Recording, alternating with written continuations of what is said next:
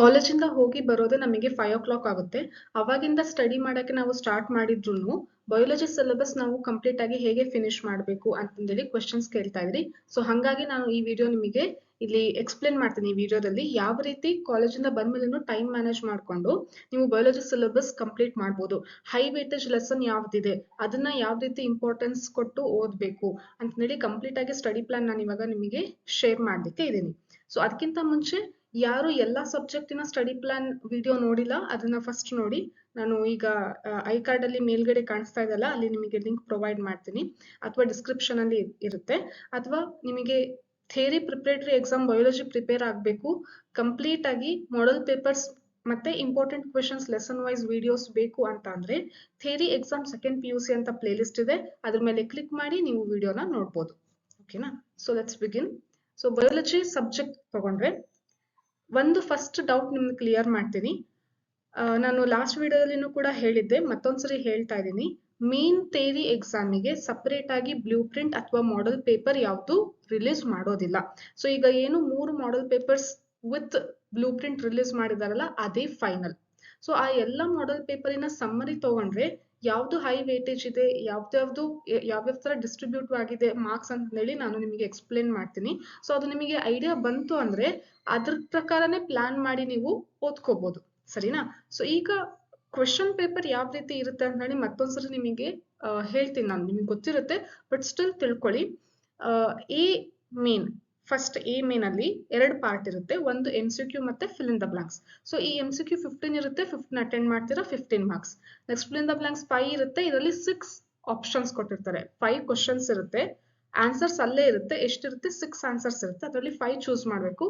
ಒಂದು ಕನ್ಫ್ಯೂಸ್ ಆಗೋ ರೀತಿ ಕೊಟ್ಟಿರ್ತಾರೆ, ಸೊ ಕರೆಕ್ಟ್ ಆಗಿ ನೋಡ್ಕೊಂಡು ಚೂಸ್ ಮಾಡಬೇಕು.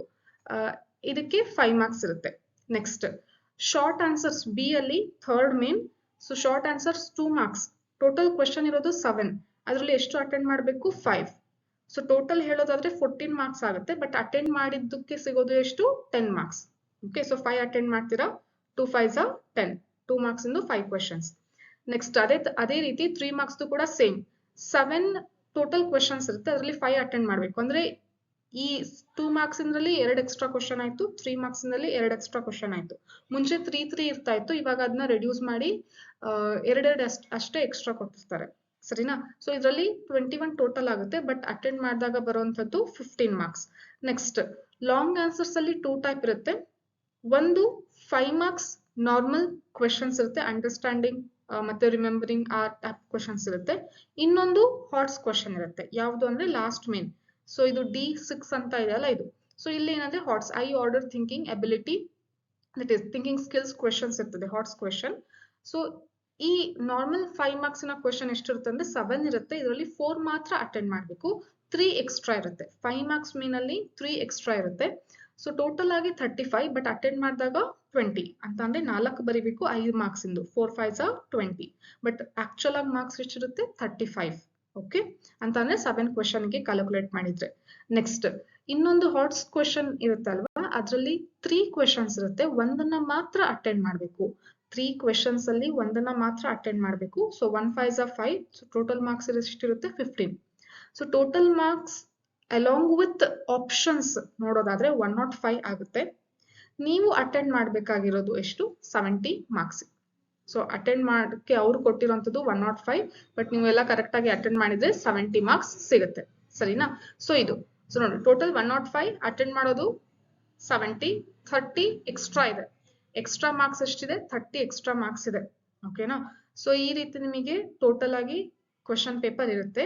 ಇದರಲ್ಲಿ ಒಂದು ಅವರು ಗೈಡ್ ಲೈನ್ಸ್ ಹೇಳಿದ್ರಲ್ಲ ಸ್ಟಾರ್ಟಿಂಗ್, ಏನು blue print 3 model papers blue print ಮತ್ತೆ ಕ್ವೆಶನ್ ಪೇಪರ್ಸ್ ರಿಲೀಸ್ ಮಾಡಿದ್ರಲ್ಲ, ಅವಾಗ ಒಂದು ಸರ್ಕ್ಯುಲರ್ ಕೂಡ ರಿಲೀಸ್ ಮಾಡಿದ್ರು, ಅದನ್ನು ಕೂಡ ನಾನು ಎಕ್ಸ್ಪ್ಲೇನ್ ಮಾಡಿದೀನಿ. ಸೇಮ್ ಪ್ಲೇ ಲಿಸ್ಟ್ ಅಲ್ಲಿ ನಿಮಗೆ ಸಿಗುತ್ತೆ, ಥಿಯರಿ ಎಕ್ಸಾಮ್ ಸೆಕೆಂಡ್ PUC ಅಂತ ಪ್ಲೇ ಲಿಸ್ಟ್ ಇದೆಲ್ಲ ಅಲ್ಲಿ ಸಿಗುತ್ತೆ. ಸೊ ಅದರಲ್ಲಿ ಏನು ಹೇಳಿದ್ರು ಅಂತ ಅಂದ್ರೆ MCQ ಮತ್ತೆ ಫಿಲ್ ಇನ್ ದ ಬ್ಲಾಂಕ್ಸ್ ಏನ್ ಮಾಡ್ಬೇಕು ಅಂದ್ರೆ ಫಸ್ಟ್ 2 ಶೀಟ್ ಇಲ್ಲಿ ಫಸ್ಟ್ ಮುಂದೆ ಆಮೇಲೆ ಹಿಂದ್ಗಡೆ, ಸೊ ಇಷ್ಟರಲ್ಲೇನೆ ಮುಗಿಸ್ಬೇಕು. ಆಮೇಲೆ ನೀವು ಫಿಲ್ ಇನ್ ದ ಬ್ಲಾಂಕ್ಸ್ ಮತ್ತೆ ಮ್ಯಾಚ್ ದ ಫಾಲೋಯಿಂಗ್ ಆನ್ಸರ್ಸ್ ನ ಬೇರೆ ಕಡೆ ಅಂದ್ರೆ 2 ಮಾರ್ಕ್ಸ್ ಇರೋ ಕಡೆ ಅಥವಾ ಲಾಸ್ಟಿಗೆಲ್ಲ ಬರದ್ಮೇಲೆ ಏನಾದ್ರೂ ಬರೆದ್ರೆ ಅದನ್ನ ಅವರು ಕನ್ಸಿಡರ್ ಮಾಡೋದಿಲ್ಲ. ಫಸ್ಟ್ ಯಾವ್ದು ಕನ್ಸಿಡರ್ ಮಾಡ್ತಾರೆ ಅಂದ್ರೆ ಫಸ್ಟ್ ಶೀಟ್ ಅಲ್ಲಿ ಏನ್ ಫಸ್ಟ್ 2 ಶೀಟ್ಸ್ ಅಲ್ಲಿ ಬರ್ದಿರ್ತಾರಲ್ಲ ಅದನ್ನೇ ಫಸ್ಟ್ ಪ್ರಿಫರೆನ್ಸ್ ಕೊಡ್ತಾರೆ, ಅದನ್ನೇ ಫಸ್ಟ್ ಅವರು ಕನ್ಸಿಡರ್ ಮಾಡ್ತಾರೆ. ನೆಕ್ಸ್ಟ್ ಬರ್ದಿದ್ದು ಇವ್ಯಾಲ್ಯೂಯೇಷನ್ ಮಾಡೋದಿಲ್ಲ. ಸೊ ನೀವು ಇದು ಗಮನದಲ್ಲಿ ಇಟ್ಕೊಳ್ಳಿ, ಇದು ಹೊಸದಾಗಿ ಬಂದಿರೋಂತಹ ರೂಲ್ಸ್. ಮತ್ತೆ ಹಾಟ್ಸ್ ಕ್ವೆಶನ್ ಕಂಪಲ್ಸರಿಯಾಗಿ ಇಂಥದೇ ಲೆಸನ್ ಅಂತಂದೇಳಿ ಈ ಸರಿ ಇಲ್ಲ. ಯಾವ್ದಾದ್ರು ಲೆಸನ್ ಇಂದ ಹಾಟ್ಸ್ ಕ್ವೆಶನ್ ಅವರು ಚೂಸ್ ಮಾಡ್ಬೋದು. ಸ್ಟಿಲ್ ನಾನು ಇದೇ ಮಾಡೆಲ್ ಪೇಪರ್ಸ್ ನ ಅನಲೈಸ್ ಮಾಡ್ಬಿಟ್ಟು ಈ ಲೆಸನ್ಸ್ ಇಂದಾನೆ ಬರುತ್ತೆ ಅಂತಂದೇಳಿ ಏನು ಚಾರ್ಟ್ ಇವಾಗ ನಿಮಗೆ ನಾನು ಶೇರ್ ಮಾಡ್ತೀನಿ, ಅದನ್ನ ನೀವು ರೆಫರ್ ಮಾಡಿ ಪ್ರಿಪೇರ್ ಆಗ್ಬೋದು. ಸೊ ಇದು ಓವರ್ ಆಲ್ ಇರುವಂತದ್ದು. ಸೊ ಆನ್ಸರ್ಸ್ ಯಾವ ರೀತಿ ಬರಿಬೇಕಂತ ಗೊತ್ತಾಯ್ತಲ್ಲ, ಫಸ್ಟ್ 2 ಶೀಟ್ಸ್ ಅಲ್ಲಿ ನೀವು ಬರ್ದು ಮುಗಿಸ್ಬೇಕು ಫಾರ್ ಎ ಮೇನಿಗೆ. ಇನ್ನ ಬಿ ಸಿ ಡಿ ಆರಾಮಾಗಿ ಯಾವ ರೀತಿ ಇದೇನೋ ನಾರ್ಮಲ್ ಮುಂಚೆ ಬರೀತಿದ್ರಲ್ಲ ಅದೇ ರೀತಿ ಬರೆದ್ರು ನಡೆಯುತ್ತೆ. ಸ್ಟಿಲ್ ಯಾವಾಗ್ಲೂ ಫಸ್ಟ್ ಬರ್ದಿರೋದನ್ನ ಫಸ್ಟ್ ಪ್ರಿಫರೆನ್ಸ್ ಕೊಡ್ತಾರೆ, ಆಮೇಲೆ ಬರ್ದಿರೋದು ನೆಕ್ಸ್ಟ್ ಪ್ರಿಫರೆನ್ಸ್. ಫಸ್ಟ್ ಏನ್ ಆನ್ಸರ್ ಬರ್ತಿರಲ್ಲ ಅದೇ ಫಸ್ಟ್ ಪ್ರಿಫರೆನ್ಸ್ ಆಗಿರುತ್ತೆ ಇವ್ಯಾಲ್ಯೂಯೇಷನ್ ಮಾಡ್ಬೇಕಾದ್ರೆ, ಸರಿನಾ? ನೆಕ್ಸ್ಟ್ ಮಾರ್ಕ್ಸ್ ಡಿಸ್ಟ್ರಿಬ್ಯೂಷನ್ ನೋಡೋದಾದ್ರೆ ಅಂದ್ರೆ ಹೈ ಯಾವ್ದಿದೆ ವೇಟೇಜ್, ಹೈ ವೇಟೇಜ್ ಯಾವ್ದಿದೆ ಮಾರ್ಕ್ಸ್, ಮಾಡರೇಟ್ ಯಾವ್ದಿದೆ, ತೀರಾ ಕಡಿಮೆ ಇರುವಂತದ್ದು ಮಾರ್ಕ್ಸ್ ಯಾವ್ದಿದೆ ಅಂತಂದೇಳಿ. ಸೊ ನಿಮಗೆ ಬ್ಲೂ ಪ್ರಿಂಟ್ ಅಲ್ಲಿ ಅದ್ರ ಪಕ್ಕ ಮಾರ್ಕ್ಸ್ ಕೊಟ್ಟಿರ್ತಾರೆ ಯಾವ್ಯಾವ ಲೆಸನ್ಗೆ ಎಷ್ಟೆಷ್ಟು ಮಾರ್ಕ್ಸ್ ಅಂತ.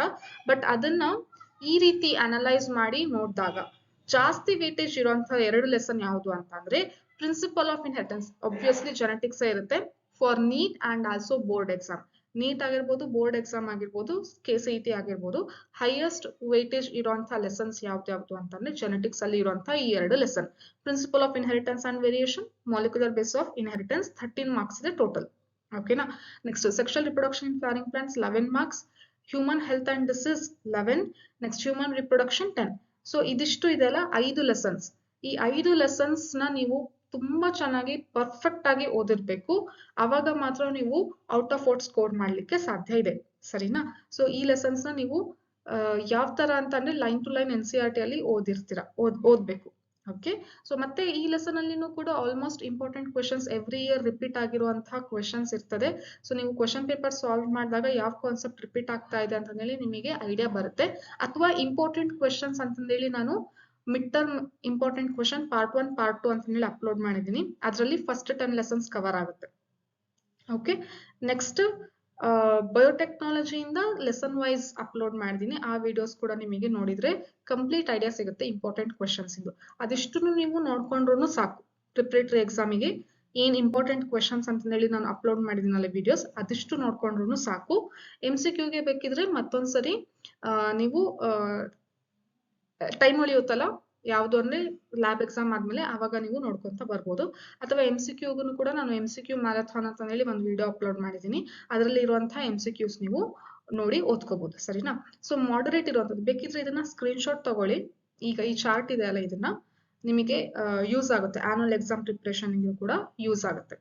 ನೆಕ್ಸ್ಟ್ ಮಾಡರೇಟ್ ಇರುವಂತದ್ದು ಯಾವುದು ಅಂತಂದ್ರೆ ಎವಲ್ಯೂಷನ್ 7 ಮಾರ್ಕ್ಸ್ ಗೆ ಇರ್ತದೆ, microbes in human welfare 7 marks, biotechnology principles and process 7 marks, biotechnology application 6 marks, reproductive health 6, organism and population 6, ಅಥವಾ ಕೆಲವೊಂದ್ಸರಿ ಒಂದು ಪೇಪರ್ ಅಲ್ಲಿ ಮಾತ್ರ 5 ಮಾರ್ಕ್ಸ್ ಕೇಳಿದ್ದಾರೆ. ಸೊ ಮೇಜರ್ ಅಂದ್ರೆ 5 to 6 ಮಾರ್ಕ್ಸ್ ಇರ್ತದೆ organism and population.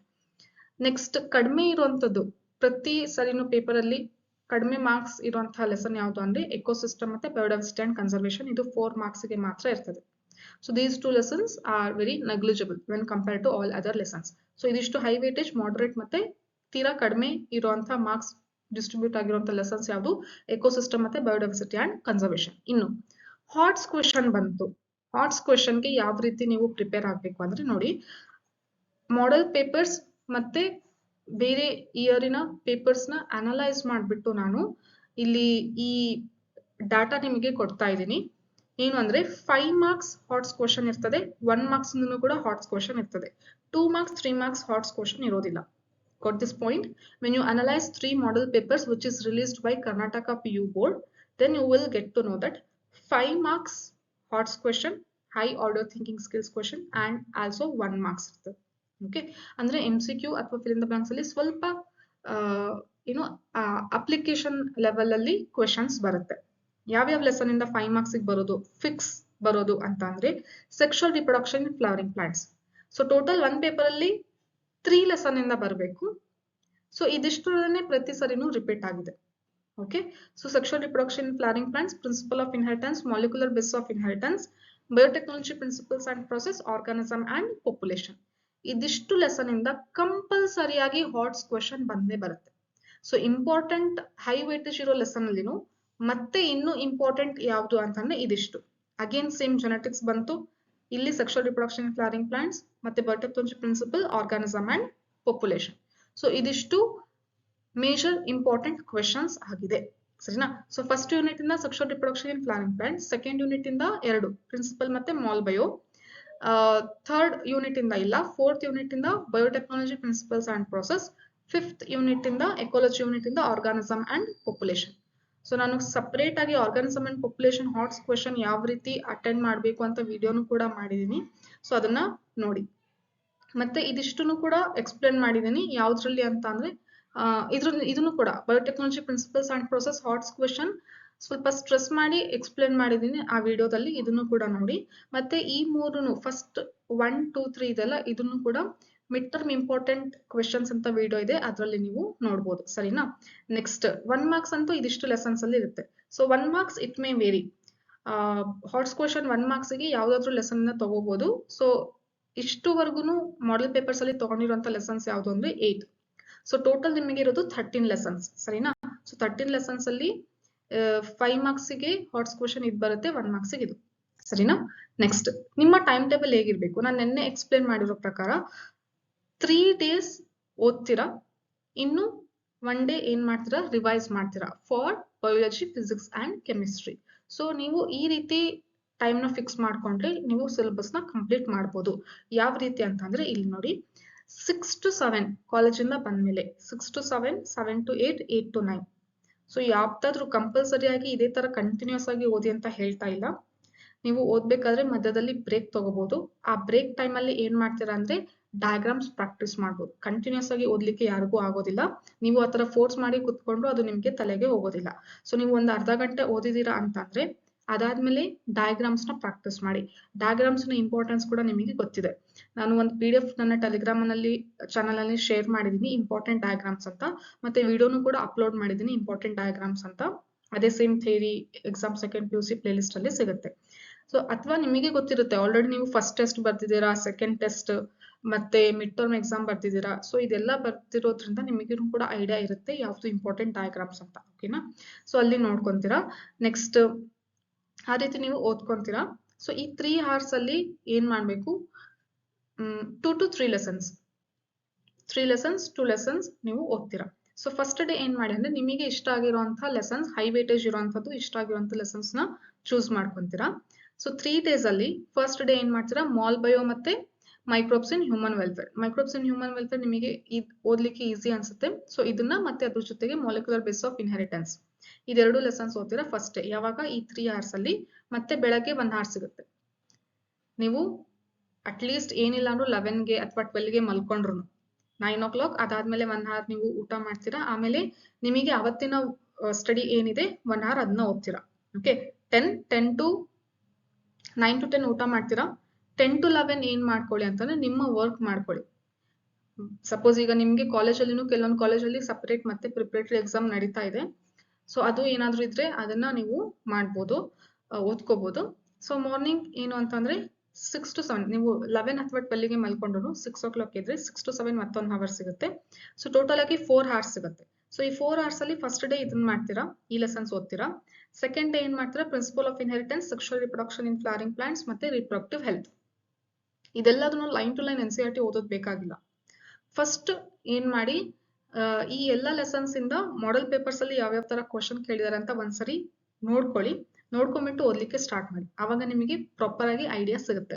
Next third day ಏನ್ ಮಾಡ್ಬೇಕು ಅಂದ್ರೆ, ಈ ಥರ್ಡ್ ಡೇ ಅಂತ ಹಾಕೋದ್ ಮಿಸ್ ಆಗಿದೆ. ಸೊ ಥರ್ಡ್ ಡೇ ಏನ್ ಮಾಡ್ತಾರೆ ಅಂದ್ರೆ ಬಯೋಟೆಕ್ನಾಲಜಿ 2 ಲೆಸನ್ಸ್ ನ ಓದ್ಬಿಟ್ಟು ಜೊತೆಗೆ ಹ್ಯೂಮನ್ ಹೆಲ್ತ್ ಅಂಡ್ ಡಿಸೀಸ್ ಓದ್ತೀರಾ. ಸೊ ಈ 4 hours ಟೈಮ್ ಅಲ್ಲಿ. ನೆಕ್ಸ್ಟ್ ಫೋರ್ತ್ ಡೇ ಏನ್ ಮಾಡ್ಬೇಕು, ರಿವಿಷನ್ ಅಂತ ಹೇಳಿದ್ನಲ್ಲ, ಅವಾಗ ಬೇರೆ ಇನ್ನು ಮಿಕ್ಕಿರುವಂತ ಲೆಸನ್ಸ್ ಏನಿದೆ ಎಕ್ಸೆಪ್ಟ್ ಎಕೋಸಿಸ್ಟಮ್ ಮತ್ತೆ ಬಯೋಡೈವರ್ಸಿಟಿ ಬಿಟ್ಟು ಆ 2 ಲೆಸನ್ ನ ಇವಾಗ ಪ್ರಿಪರೇಟರಿಗೆ ಬಿಟ್ಬಿಡಿ. ಇನ್ನು ಮಿಕ್ಕಿರುವಂತ ಲೆಸನ್ಸ್ ಏನಿದೆ, ಇನ್ನು ಉಳಿದಿರುವಂತದ್ದು ಇದಿಷ್ಟು ನಾನು ಹೇಳಿರುವಂತದ್ದು ಬಿಟ್ಟು ಇನ್ನು ಉಳಿದಿರೋ ಲೆಸನ್ಸ್ ಏನಿದೆ ಅದನ್ನ ಮೇನ್ ಇಂಪಾರ್ಟೆಂಟ್ ಕ್ವೆಶನ್ಸ್ ಏನಿದೆ ಅದನ್ನ ನೋಡ್ಕೊಂಡು ಪ್ರೀವಿಯಸ್ ಇಯರ್ ಕ್ವೆಶನ್ಸ್ ಪ್ರಾಕ್ಟೀಸ್ ಮಾಡಬೇಕಾಗುತ್ತೆ, ಸರಿನಾ? ಸೊ ಇದಿಷ್ಟು ಲೆಸನ್ಸ್ ಇಂದ ಪ್ರೀವಿಯಸ್ ಇಯರ್ ಕ್ವೆಶನ್ಸ್ ಪ್ರಾಕ್ಟೀಸ್ ಮಾಡಬೇಕಾಗುತ್ತೆ. ಇಲ್ಲಿ ಆಲ್ಮೋಸ್ಟ್ ನಿಮಗೆ 60 to 70% ಸಿಲೆಬಸ್ ಮುಗ್ದೋಗುತ್ತೆ. ಇನ್ನು ಎಕ್ಸಾಮ್ ದಿನ ಏನ್ ಮಾಡ್ತೀರಾ ಅಂತಂದ್ರೆ, ಎಕ್ಸಾಮ್ ಹಿಂದಿನ ದಿನ ನಿಮಗೆ ಏನು ಹೋಲ್ ಡೇ ಸಿಕ್ಕಿರುತ್ತಲ್ಲ, ಅವಾಗ ಇನ್ ಮಿಕ್ಕಿರುವಂತ ಲೆಸನ್ಸ್ ನ ಇಂಪಾರ್ಟೆಂಟ್ ಏನೇನಿದೆ ನೋಡ್ಕೊಂಡು, ಇದಿಷ್ಟು ಏನೇನು ಓದಿದ್ದೀರಾ ಅದನ್ನ ಮತ್ತೊಂದ್ಸರಿ ರಿವೈಸ್ ಮಾಡ್ಬಿಟ್ಟು, ಆಮೇಲೆ ಮತ್ತೊಂದ್ಸರಿ ಪ್ರೀವಿಯಸ್ ಇಯರ್ ಕ್ವೆಶನ್ಸ್ ಯಾವ ರೀತಿ ಕೇಳಿದ್ದಾರೆ ಅಂತಂದೇಳಿ ನೋಡ್ಕೊಂಡ್ರೆ ನಿಮ್ಗೆ ಸಾಕಾಗುತ್ತೆ. ನೀವು ಪ್ರೀವಿಯಸ್ ಇಯರ್ ಕ್ವೆಶನ್ಸ್ ಡೀಟೇಲ್ ಆಗಿ ನೋಡ್ಕೊಳ್ಳೋಂತ ಅವಶ್ಯಕತೆನೇ ಇಲ್ಲ, ಯಾಕಂದ್ರೆ ನಾನು ಆಲ್ರೆಡಿ ವಿಡಿಯೋಸ್ ಅಪ್ಲೋಡ್ ಮಾಡಿದ್ದೀನಲ್ಲ, ಅದರಲ್ಲಿ ನೀವು ನೋಡ್ಕೊಂಡ್ರೆ ನಿಮಗೆ ಎಲ್ಲ ರಿವೈಸ್ ಆಗುತ್ತೆ. ಸೊ ಈ ರೀತಿ ನೀವು ಓದ್ಕೊಂಡು ಪ್ಲಾನ್ ಮಾಡ್ಕೊಂಡು ಓದ್ಕೊಂಡ್ರೆ ಆರಾಮಾಗಿ ನೀವು ಔಟ್ ಆಫ್ ಔಟ್ ಸ್ಕೋರ್ ಮಾಡ್ಬೋದು. ಸೊ ಈಗ ಪ್ರಿಪ್ರೇಟರಿಗೆ MCQs ಬಿಟ್ರು ಕೂಡ, MCQs ಆಲ್ಮೋಸ್ಟ್ ನೀವು ಓದಿದ್ರಲ್ಲೇ ಕವರ್ ಆಗುತ್ತೆ, ಬಟ್ ಡೀಟೇಲ್ ಆಗಿ ಆಗಿಲ್ಲ ಅಂತಂದ್ರೂ ಮೇನ್ ಎಕ್ಸಾಮಿಗೆ ನೀವು ಆರಾಮಾಗಿ ಕವರ್ ಮಾಡ್ಕೋಬಹುದು. Okay, so this must be your study plan for upcoming preparatory exam. ನಾನು ಮತ್ತೆ ಲ್ಯಾಬ್ ಎಕ್ಸಾಮ್ಗೂ ಕೂಡ ಯಾವ ರೀತಿ ಓದ್ಕೋಬೇಕು, ಏನೇನಿದೆ, ಪೆಡಿಗ್ರಿ ಚಾರ್ಟ್ ಯಾವ ರೀತಿ ಕಂಡುಹಿಡಿಬೇಕು ಎಲ್ಲದನ್ನು ಡೀಟೇಲ್ ಆಗಿ ಹೇಳ್ತೀನಿ. ಸೊ ಆ ವಿಡಿಯೋನು ಕೂಡ ಇನ್ನೊಂದು 2 to 3 days ಅಲ್ಲಿ ಅಪ್ಲೋಡ್ ಮಾಡ್ತೀನಿ. So stay tuned with me, videos upload ಮಾಡ್ತಾ ಇರ್ತೀನಿ, ನೋಡ್ತಾ ಇರಿ. ಯಾವ ರೀತಿ ನೋಡ್ತಾ ಇರಬೇಕು ಅಂತಂದ್ರೆ, ಸಬ್ಸ್ಕ್ರೈಬ್ ಮಾಡಿದ್ಮೇಲೆ ಬೆಲ್ ಐಕನ್ನ ಪ್ರೆಸ್ ಮಾಡಿದಾಗ ನಿಮಗೆ ನೋಟಿಫಿಕೇಶನ್ಸ್ ಬರುತ್ತೆ. ನಾನು ಪ್ರತಿಯೊಂದು ವಿಡಿಯೋ ಹೊಸದಾಗಿ ಅಪ್ಲೋಡ್ ಮಾಡಿದಾಗ ನೋಟಿಫಿಕೇಶನ್ಸ್ ಬರುತ್ತೆ, ನೋಡಿ. ಆಮೇಲೆ ಫ್ರೆಂಡ್ಸ್ ಜೊತೆನೂ ಕೂಡ ಶೇರ್ ಮಾಡಿ, and support this channel for your future use. So stay tuned. Bye bye.